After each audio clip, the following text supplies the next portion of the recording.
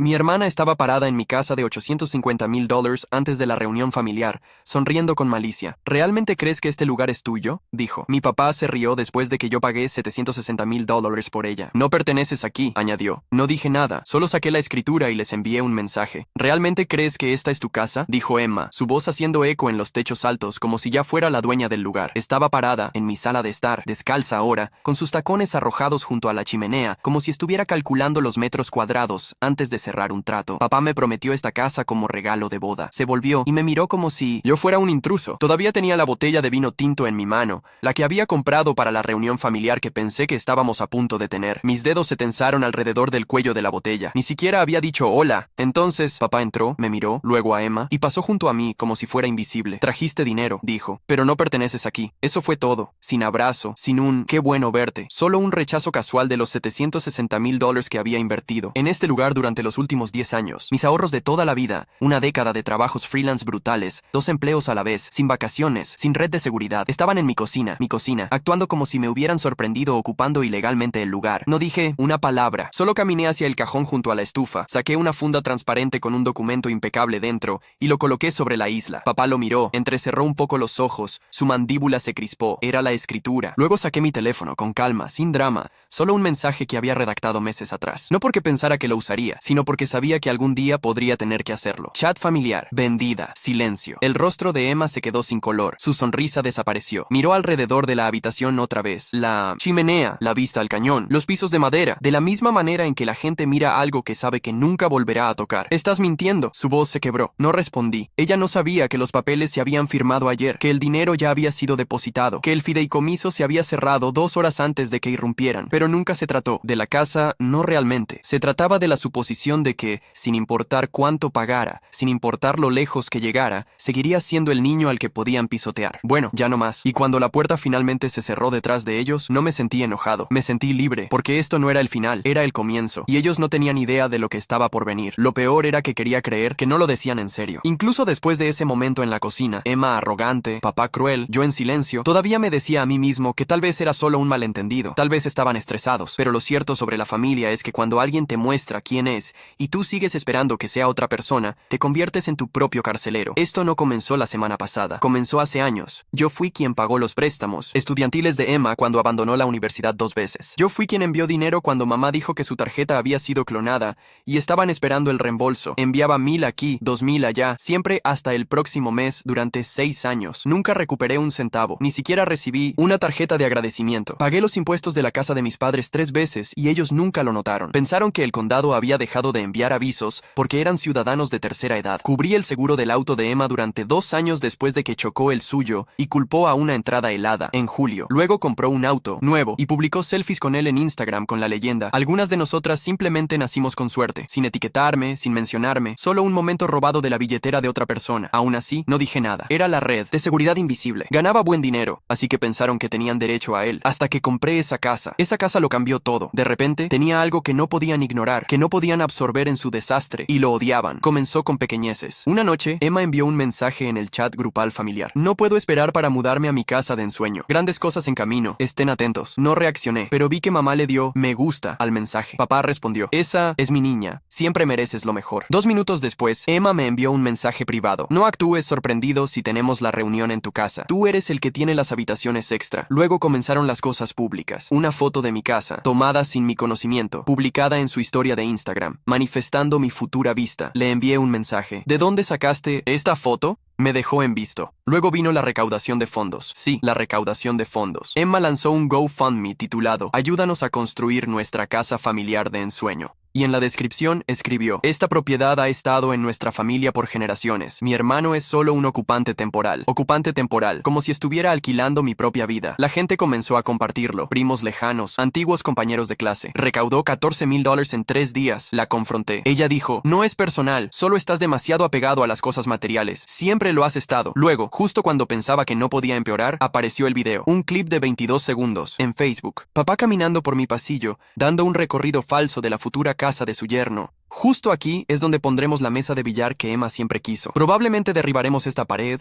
ampliaremos la cocina, tenemos que hacer espacio para los nietos. Por supuesto, estamos agradecidos con nuestro hijo por mantener las luces encendidas mientras tanto. 700 me gusta, docenas de comentarios. Wow, se ve increíble. No puedo esperar para visitar. Nadie sabía la verdad, que la casa estaba a mi nombre, que la hipoteca salía de mi cuenta, que lo único que poseían era la arrogancia de creer que tenían derecho a todo. Fue entonces cuando dejé de seguirles el juego. Comencé a investigar. Recordé algo, el disco duro viejo de Emma. Solía llevarlo a todas partes, presumía que respaldaba todo. Nunca borro nada, nunca sabes cuándo necesitarás un recibo. Fui a mi unidad de almacenamiento. Encontré la copia de seguridad que dejó hace años cuando la ayudé a migrar portátiles. Lo conecté, esperé. Al principio solo había basura, selfies, carpetas etiquetadas como Inspiración de Dama de Yafra. ¡Honor! Archivos con nombres como LOL final U3.pdf. Entonces vi las carpetas. Ex, familia, falsificaciones no borrar, capturas de pantalla para pruebas. Abrí familia. Dentro había docenas de capturas de pantalla editadas, textos, que ella alteró para hacer parecer que la amenacé, correos electrónicos reescritos, mis palabras retorcidas en amenazas e insultos. Incluso tenía notas de voz unidas para falsificar mensajes de voz enojados míos. Escuché uno, no importas, espero que tu vida se derrumbe. Mi voz, pero cortada y pegada como una nota de rescate. Se podía escuchar la discontinuidad si prestabas atención, pero ¿quién lo haría? Estaba preparándose para algo. Copié todo. Luego revisé las marcas de tiempo. Algunos de esos mensajes eran de fechas en las que yo estaba fuera del país. No solo manipuló a la familia, construyó un caso. ¿Un caso para qué? No lo sabía todavía, pero no iba a esperar para averiguarlo. Comencé mi propio archivo. Y luego llegó la grieta final. 3 noches antes de la reunión, recibí un mensaje de texto de uno de los viejos amigos de papá, Ron, un tipo con el que no había hablado en años. Solo para que lo sepas, tu papá ha estado mostrando la casa a la gente. Me dijo que se la está regalando a Emma. ¿Es eso cierto? No respondí. En cambio, llamé al agente inmobiliario, el mismo que me ayudó a comprar el lugar, y dije 4 palabras que pensé que nunca diría. Vamos a poner la casa en venta. Aparecieron con colores a juego. Emma de marfil y perlas, mamá con algún tipo de conjunto floral,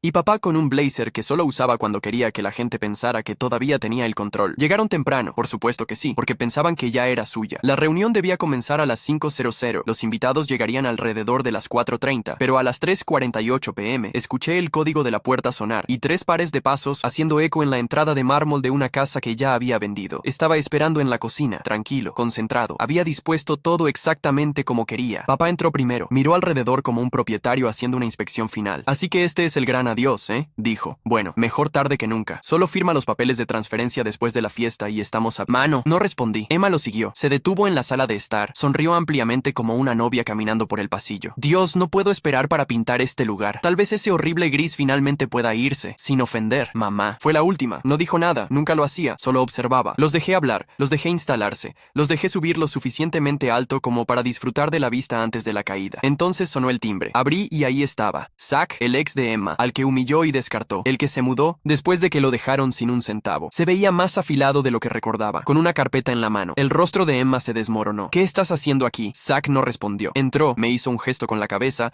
y colocó la carpeta en la isla de la cocina. Creo que es hora de que la familia vea a la verdadera Emma, dijo, claro y fuerte. Luego abrió la carpeta. Dentro había capturas de pantalla, transcripciones y una línea de tiempo impresa de mensajes y notas de voz extraídas del disco duro que encontré, fechadas, verificadas, mejoradas. Mi amigo en forense digital me debía un favor. Emma se abalanzó. Esto es falso. No puedes simplemente traer basura aquí. Siéntate. Mi voz salió más baja de lo que esperaba. No sonaba como una súplica, sonaba como ley. Se detuvo. Papá se acercó a la carpeta. Leyó una página, solo una. Su rostro no se movió. Entonces hablé. Este es un mensaje que Emma envió al jefe de Zach haciéndose pasar por una exnovia. Intentó que lo despidieran. Silencio. Esta es una cadena de mensajes falsa que creó entre ella y yo, donde supuestamente la amenacé. Saqué la tableta que había preparado en la mesa del comedor y toqué la pantalla. Se reprodujo una grabación de voz. Mi voz, pero cosida, con fallas, rota entre tonos. No eres nada. Siempre te he odiado. Papá se estremeció. Mamá retrocedió. Luego dejé la unidad en la mesa. Todo sobre lo que ella ha mentido está aquí. Fechado, sellado, recuperable. Emma estaba temblando. Estás armando un escándalo, gritó. No, dije. Estoy terminando uno. Entonces llegó el segundo invitado. Mi abuelo, el padre de papá. No había hablado con ninguno de nosotros en más de un año, pero era la única persona en quien confié para llamar a las cosas por su nombre. Entró, silencioso y aterrador a su manera. El rostro de papá se puso pálido. El abuelo se acercó a la mesa, miró los papeles, luego a Emma. Siempre fuiste la hija de tu padre, dijo. Luego se volvió hacia papá. Mentiste, lo usaste, le robaste y dejaste que tu hija hiciera cosas peores. Papá finalmente se quebró. No vengas a mi casa y... No es tu casa, dije. Saqué un sobre blanco de mi bolsillo trasero y lo deslicé por la mesa. Este es el acuerdo final de transferencia. Firmado, atestiguado, cerrado ayer. Emma parpadeó. ¿Vendiste la casa? Sí. Valor total de mercado. Sin descuento, sin regalo, sin herencia. Pero papá dijo... Papá miente. Ella se volvió hacia él. Me lo prometiste. Él explotó. Dije lo que tenía que decir. ¿Crees que esto se trata de ti? Yo construí esta familia. El abuelo levantó una mano. No, la arruinaste. Entonces miré a todos ellos. A Emma, que me usó. A mamá, que la dejó. A papá, que orquestó cada manipulación como un estafador cansado ejecutando su último truco. Dijiste que no pertenecía aquí, dije. Así que me voy. Pero me estoy llevando todo lo que pensaste que era tuyo. Luego me di la vuelta y me alejé. No me quedé para el resto de la fiesta. No esperé a que llegaran los otros invitados. Los dejé parados en una casa que pensaron que poseían, rodeados de pruebas, de que construyeron sus mentiras sobre un fundamento de lealtad robada. Y lo único más fuerte que el silencio detrás de mí fue el sonido de esa puerta principal cerrándose de golpe. No fui a casa esa noche, ni al día siguiente tampoco. Me registré en un hotel, uno de esos silenciosos y caros por los que solía pasar y pensar tal vez algún día. Reservé 2 semanas, pagué por adelantado, no porque no tuviera a dónde ir, sino porque necesitaba espacio. Necesitaba mantenerme a distancia y mirar mi vida sin ellos en el marco. Servicio a la habitación, café en el balcón, largas caminatas sin mi teléfono. Le envié un mensaje a mi gerente diciéndole que tomaría una semana personal. Luego apagué todo. Día 1. Llegó la primera llamada a mi madre, luego otra y otra. 18 llamadas perdidas en un solo día. No contesté. Día 3. Mi padre rompió el silencio. ¿Qué has hecho? Todo se está desmoronando. Miré fijamente el texto. Lo guardé en una nueva carpeta titulada Esa es su carga ahora. Día 5. Emma apareció en el hotel. No sabía mi número de habitación, pero estaba parada en el vestíbulo con gafas de sol enormes, sosteniendo algo en su mano. Un papel, una carpeta, quizás otra actuación. La vi desde el ascensor. Hice una pausa, luego retrocedí y dejé que las puertas se cerraran. La dejé allí parada. Día 9. El notario llamó. El dinero se había liquidado. La casa estaba oficialmente vendida. La cuenta que había abierto en silencio meses atrás ahora estaba activa, intocable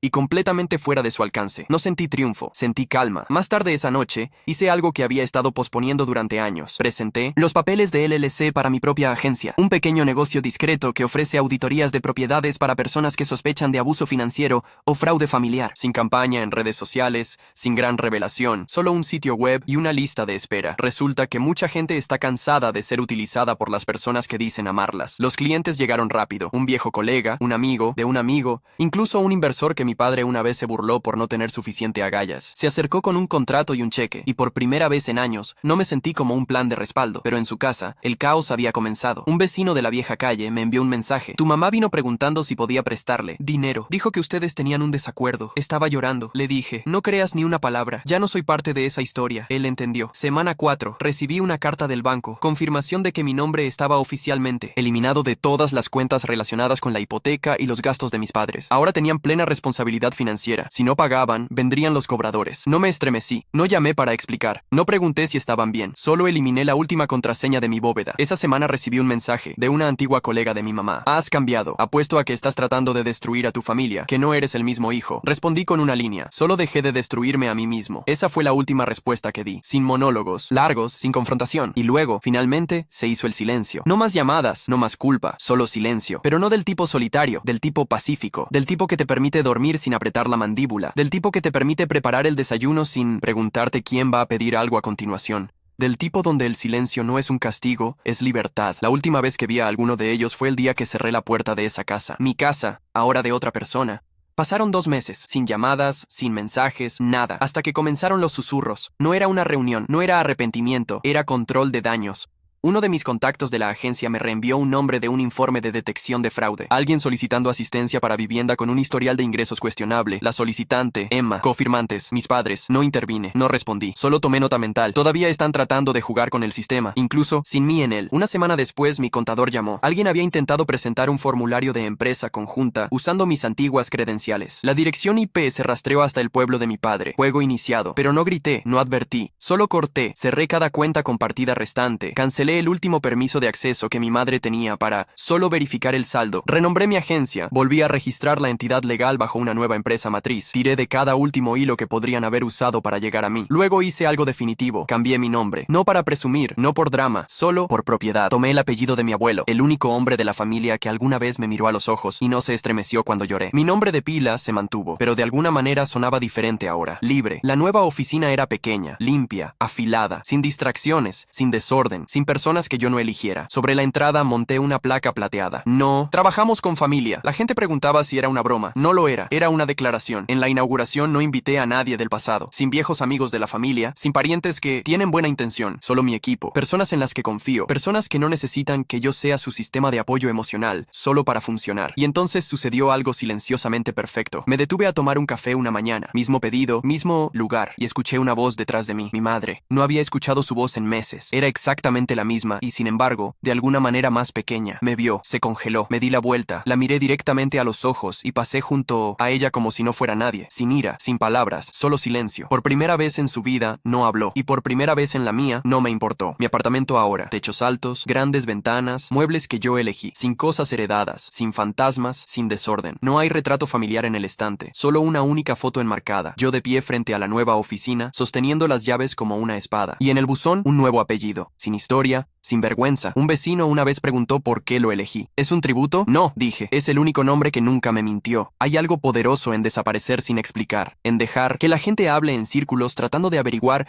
por qué dejaste de responder, por qué dejaste de salvar, por qué dejaste de ser el que siempre regresaba. No entienden que no fue un arrebato, fue una combustión lenta, años de pequeñas traiciones, dolor tragado, sacrificios invisibles, hasta que un día simplemente salí del fuego y no miré atrás. Todavía recibo preguntas de extraños, de personas que escucharon que algo sucedió. Preguntan, ¿alguna vez los extrañas? Sonrío y digo, no puedes extrañar lo que nunca tuviste, porque lo que tenía no era amor, era influencia. Y en el segundo en que dejé de permitirles usarla, toda la casa de naipes se derrumbó. Una noche, pasé por la oficina después del horario laboral. La placa plateada sobre la puerta atrapó la luz en el ángulo correcto. No trabajamos con familia, brillaba. Y debajo, agregué una segunda línea esa semana. Un nuevo grabado, pequeño pero permanente. Si crees que te debo algo, nunca fuiste. Familia para empezar. Nadie lo verá a menos que esté buscando, pero lo harán, porque sé cómo viajan estas historias. Sé que eventualmente alguien se acercará a esa puerta y se preguntará qué le pasó al chico tranquilo, que solía repartir dinero como si fueran vendas. Verán la placa, verán el nombre y sabrán que se ha ido. Y el hombre que lo reemplazó ya no sangra por nadie. Ya no soy un arma, pero todavía sé cómo cortar. Y esta vez no sangré. La vida después de romper con mi familia fue como despertar de un sueño profundo. Los primeros meses fueron los más difíciles. Había momentos en que me encontraba marcando sus números por costumbre, antes de recordar que ya no éramos parte de la vida del otro. Momentos en que veía algo que sabía que a Emma le encantaría, antes de recordar que ella nunca me había querido de la misma manera que yo la quería a ella. La transición no fue fácil. Había noches en las que me despertaba, sudando, preguntándome si había cometido un error, si tal vez debería haber sido más paciente, más comprensivo. Tal vez ellos no sabían lo que estaban haciendo. Tal vez era mi responsabilidad educarlos, guiarlos hacia una mejor versión de lo que una familia podría ser. Pero cada vez que esos pensamientos surgían, recordaba las carpetas en el disco duro de Emma, las mentiras calculadas, las manipulaciones cuidadosamente orquestadas. No, esta no era ignorancia,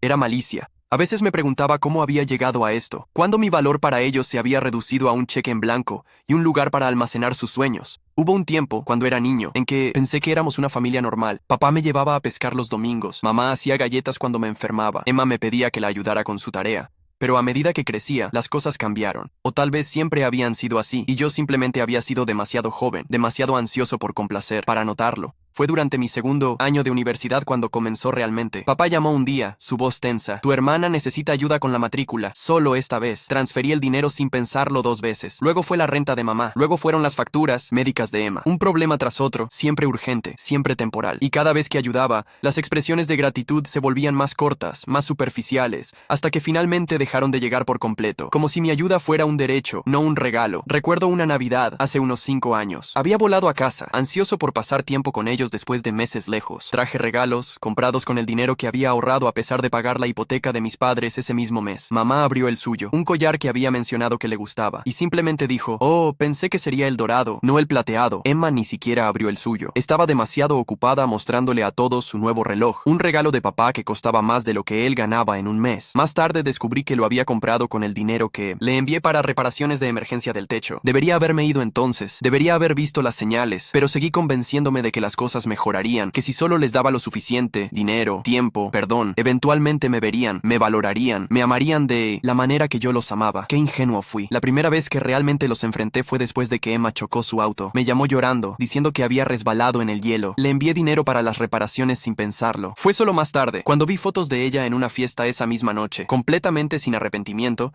que las piezas encajaron. La llamé, le pregunté sobre la fiesta. Se rió. Dios, estás tan estresado. Fue solo una pequeña mentira blanca. No es como si no pudieras permitírtelo. No se trata del dinero, Emma. Se trata de la confianza. Oh, por favor, no seas tan dramático. Somos familia. Así es como funciona la familia. Pero no lo era. No debería serlo. El punto de inflexión definitivo llegó un mes después de vender la casa. Estaba en mi nuevo apartamento, aún desempacando cajas, cuando sonó mi teléfono. Era un número que no reconocía. ¿Hola? ¿Es usted el señor es mi nombre? Sí, ¿con quién hablo? Soy Jennifer del Hospital General. Tenemos a un Emma, apellido aquí. Lo ha listado como su contacto de emergencia y garante. Mi corazón dio un vuelco. A pesar de todo, todavía me importaba. Todavía me preocupaba. ¿Está bien? ¿Qué pasó? Está estable. Tuvo una reacción alérgica menor. La cosa es que su seguro fue rechazado y tenemos una factura pendiente de tratamientos anteriores también. Me quedé en silencio por un momento. ¿Cuánto? 18,720. Casi me ahogo. ¿Para una reacción alérgica menor? No. Eso incluye varios tratamientos de los últimos 6 meses. Como su garante financiero, usted es responsable por... Disculpe, pero yo nunca firmé como garante de nadie. Hubo una pausa. El sonido de páginas volteándose. Tenemos un formulario aquí con su firma fechado hace 3 meses. En ese momento, lo supe. Otra falsificación. Otra manipulación. Pedí que me enviaran el formulario por correo electrónico. Y ahí estaba. Mi firma, pero no mi letra. Una copia pegada de algún documento anterior que probablemente les había enviado cuando todavía confiaba en ellos.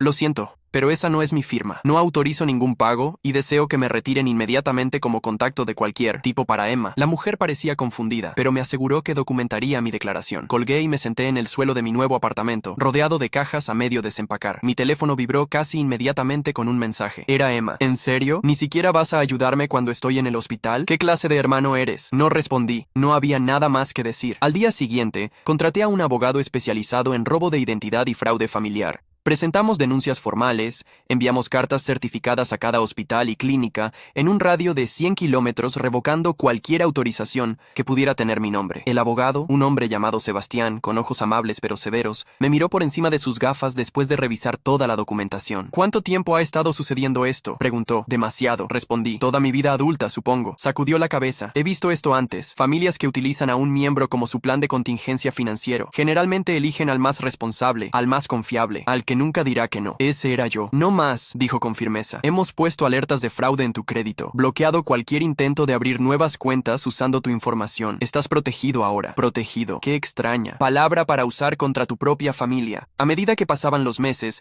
mi agencia comenzó a crecer. Lo que comenzó como un pequeño negocio de consultoría se convirtió en algo más grande. Contraté a otros 2 analistas financieros, luego a un investigador privado, luego a un especialista en delitos informáticos. Desarrollamos un nicho, ayudar a personas como yo, personas cuyos seres queridos habían abusado de su confianza, a recuperar el control de sus finanzas y sus vidas. Cada nuevo cliente me recordaba un poco a mí mismo. La mirada aturdida, la vergüenza, la culpa por abandonar a las personas que supuestamente deberían amarlos. Les aseguraba que establecer límites no era abandono, que protegerse no era egoísta, que merecían paz. 6 meses después de cortar contacto con mi familia, recibí una carta, un sobre grueso, papel cremoso, mi dirección escrita con la letra elegante de mi madre. La miré durante mucho tiempo antes de abrirla. Dentro había una carta de 5 páginas, escrita a mano. Comenzaba con mi querido hijo y terminaba con todo mi amor, mamá. Entre medias había disculpas, explicaciones, justificaciones. Decía que papá siempre había sido así, que ella había tratado de protegerme, que Emma tenía problemas que no podía controlar, que todos me extrañaban terriblemente, que la familia no era perfecta, pero seguía siendo familia. Y luego, en la última página,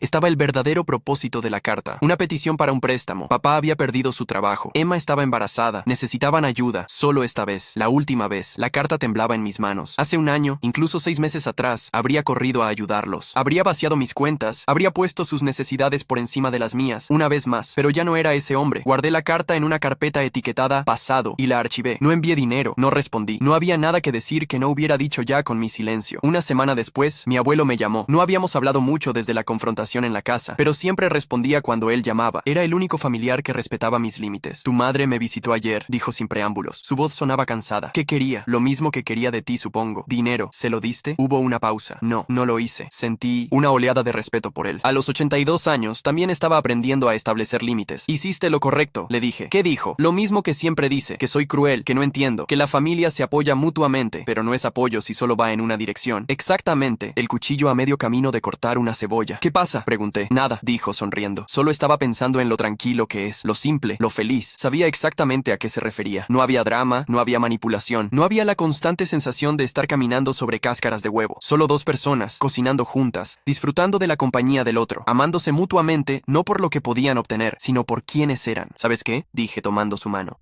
Creo que esto es lo que se supone que debe ser la familia. Y por primera vez en mi vida, realmente lo creí. La última vez que escuché algo sobre ellos fue hace aproximadamente un mes. Un viejo amigo me envió un mensaje preguntándome si había visto la publicación de Emma en redes sociales. No la había visto, por supuesto. Había bloqueado a todos ellos años atrás. Aparentemente, Emma había anunciado que se mudaba al extranjero. Una gran oportunidad, decía. Un nuevo comienzo para ella y su hijo. Incluía una foto de ella sosteniendo a un bebé, sonriendo ampliamente en un aeropuerto. Mi amigo pensó que querría saberlo, por alguna razón. Le agradecí la información, aunque realmente no significaba nada para mí. Si Emma estaba empezando, de nuevo, bien por ella. Esperaba que encontrara lo que estaba buscando. Esperaba que fuera una mejor madre de lo que mis padres habían sido. Esperaba que su hijo nunca se convirtiera en lo que yo había sido, un banco, no un ser humano. Pero estos pensamientos eran distantes, académicos, como desearle lo mejor a un personaje en un libro que dejé de leer hace mucho tiempo. Mi vida ahora tiene un ritmo diferente, tranquilo, constante, predecible en las mejores maneras. Me despierto cada mañana al lado de alguien que me ama por quien soy. Voy a una oficina donde ayudo a personas que están pasando por lo que yo pasé. Ceno con mi abuelo los domingos. Planeo un futuro que es completamente mío. Y cada noche, antes de dormir, recuerdo quién era y quién soy ahora. El hombre que sangraba por todos, pero no por sí mismo. Y el hombre que finalmente aprendió a valorarse lo suficiente como para decir no más. A veces la gente me pregunta cómo lo hice. ¿Cómo encontré la fuerza para caminar lejos de todo lo que había conocido? Mi respuesta siempre es la misma. No fue fuerza lo que me hizo irme. Fue claridad. Finalmente vi la situación por lo que era, no por lo que quería que fuera. Y una vez que ves la verdad, no puedes dejar de verla. La verdad es que algunas personas te amarán condicionalmente. Te usarán si se lo permites. Te harán creer que mereces menos de lo que realmente mereces. Y la verdad también es que no tienes que aceptarlo, que tienes el derecho de exigir respeto, de esperar reciprocidad, de decir esto no es suficiente para mí, que a veces la única manera de salvarte es caminar lejos y no mirar atrás. Que a veces la familia que construyes es mejor que la familia en la que naciste. Y que siempre, siempre mereces más que ser el cajero automático de alguien más. Miro la placa en mi oficina todos los días cuando entro. No trabajamos con familia. Si crees que te debo algo, nunca fuiste familia para empezar. La verdad no. Necesita defensa. El tiempo lo revela todo. Palabras para vivir. Palabras para sanar. Palabras que me recuerdan quién soy ahora. Un hombre entero. No un fragmento de los sueños de otra persona. Un hombre que finalmente es libre.